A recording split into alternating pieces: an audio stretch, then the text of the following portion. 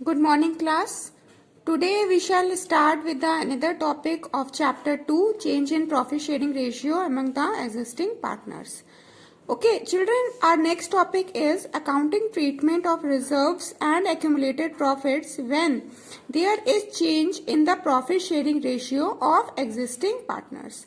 ठीक है, अभी आपने लास्ट टॉपिक में क्या पढ़ा बच्चों? आपने ये पढ़ा कि हम गुडविल का ट्रीटमेंट कैसे करते हैं। तो जब आपको गुडविल का ट्रीटमेंट करना होता है तो हमको क्या जरूरत होती है? हमको जरूरत होती है कि हम सेक्रीफाइस और गेन निकालें।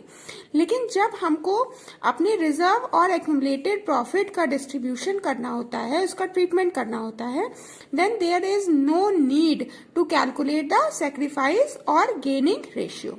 Okay, we will simply distribute the profit or the reserve in the old ratio among the existing partners. ठीक है, हमको क्या करना है?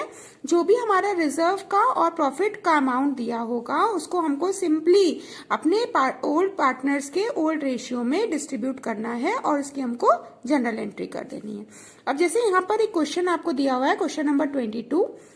A and B are partners in a firm sharing profits in the ratio of 3:2.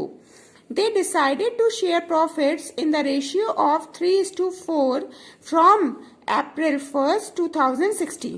ठीक है, तो हमारे A और B पार्टनर्स थे जिनका ओल्ड रेशियो कितना था? 3:2 था। ठीक है, तो इनका ओल्ड रेशियो गिवन है आपको 3:2।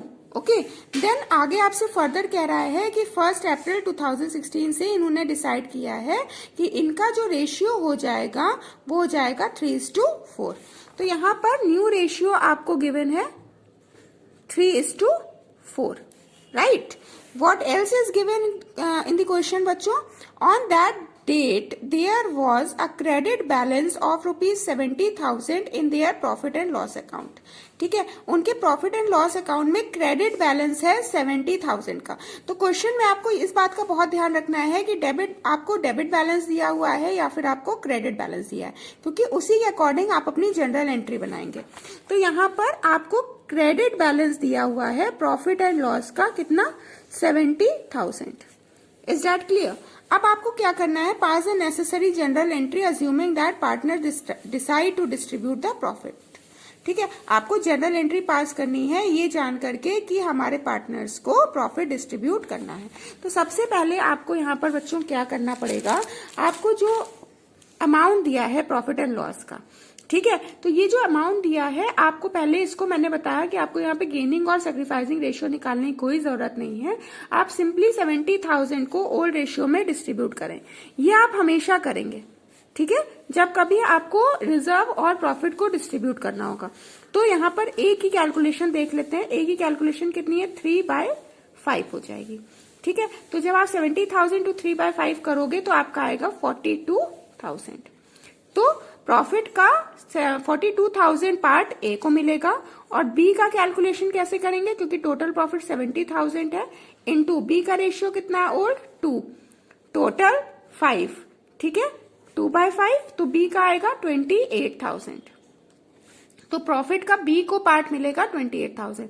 अब ये तो हमने कैलकुलेशन कर ली, अब हम इसकी जनरल एंट्री बनाते हैं। तो बच्चों जब हमें जनरल एंट्री प्रिपेयर करनी होगी तो हम यहाँ पर चेक करेंगे कि हमारा प्रॉफिट लॉस का क्रेडिट बैलेंस दिया है या डेबिट बैलेंस दिया। तो यहाँ पर देखिए आपको क्रेडिट बैलेंस दिया था। ठीक है, तो जब आप जनरल एंट्री बनाएंगे तो डबल एंट्री सिस्टम के अकॉर्डिंग आपका एक क्रेडिट बैलेंस बन जाएगा डेबिट बैलेंस। तो आप क्या करेंगे? प्रॉफिट एंड लॉस को कर देंगे debit, profit and loss account debit.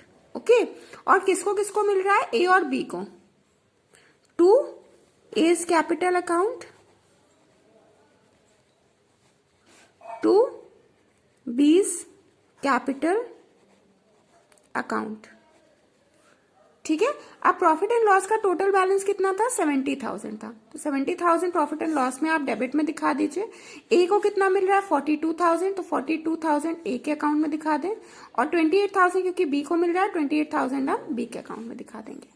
ठीक है, तो यहां पर आपको इस बात का बहुत ध्यान रखना है कि अगर प्रॉफिट एंड लॉस का क्रेडिट बैलेंस दिया जनरल एंट्री में वो डेबिट हो जाएगा, और अगर प्रॉफिट एंड लॉस का डेबिट बैलेंस दिया होता है तो जनरल एंट्री में जाकर के वो क्रेडिट हो जाता। Now children, question number 23 is your homework. ठीक है, मैं आपको समझा दे रही हूँ, आप इसको अपने आप से ट्राई करेंगे। क्वेश्चन में क्या कहा है, A B C are partner sharing profit and loss in the ratio of 1:2:3। तो यहाँ पर जो 1:2:3 है ये आपका क्या है, ये आपका ओल्ड रेशियो है। ठीक है, from 1 April 2016 they decided to share the profits in the ratio of 2:3:4। ठीक है, तो ये जो आपका 1 अप्रैल से उन्होंने डिसाइड किया है ये आपका हो गया new ratio. On that date profit and loss account disclosed a debit balance. ठीक है, तो यहाँ पर आपके प्रॉफिट एंड लॉस में आपको डेबिट बैलेंस दिया हुआ है 90,000 का। तो आपको बच्चों यहाँ पे क्या करना है, जनरल एंट्री प्रिपेयर करनी है। उसके लिए आप क्या करिए, 90,000 को पहले आप ओल्ड रेशियो में बांट लीजिए। ठीक है, तो आपके ए बी सी का अब आपको डिस्ट्रीब्यूट करना मैंने सिखा दिया है। तो 90,000 का ए का कितना बनेगा, 1 अपॉन में इसका टोटल, तो 3, 2, 5 एंड 1 6, तो 1/6 आप करेंगे तो आपका ए का अमाउंट आ जाएगा। 2/6 आप करेंगे 90,000 का तो आपका बी का अमाउंट आ जाएगा, और 3/6 आप करेंगे 90,000 का तो आपको सी का अमाउंट मिल जाएगा। अब आपको इसकी जनरल एंट्री प्रिपेयर करनी है। तो यहाँ पर चेक कर लेते हैं कि हमें प्रॉफिट लॉस का डेबिट दिया है, क्रेडिट दिया है। तो यहाँ पर प्रॉफिट लॉस का डेबिट बैलेंस दिया है। तो मैंने आपको बताया जब डेबिट दिया होगा तो आप जनरल एंट्री में उसको क्रेडिट कर देंगे। तो यहाँ पे प्रॉफिट एंड लॉस आपकी जनरल एंट्री में क्रेडिट होगा, और ए बी सी तीनों के अकाउंट आपके क्या हो जाएंगे, तीनों के अकाउंट आपके डेबिट हो जाएंगे। तो आपकी जनरल एंट्री क्या बनेगी बच्चों, A is capital account debit, B is capital account debit, C is capital account debit to profit and loss account. Okay, try this question, do it by yourself in your accounts classwork copy. Okay, and in case of any confusion you are free to ask me. Thank you, have a nice day.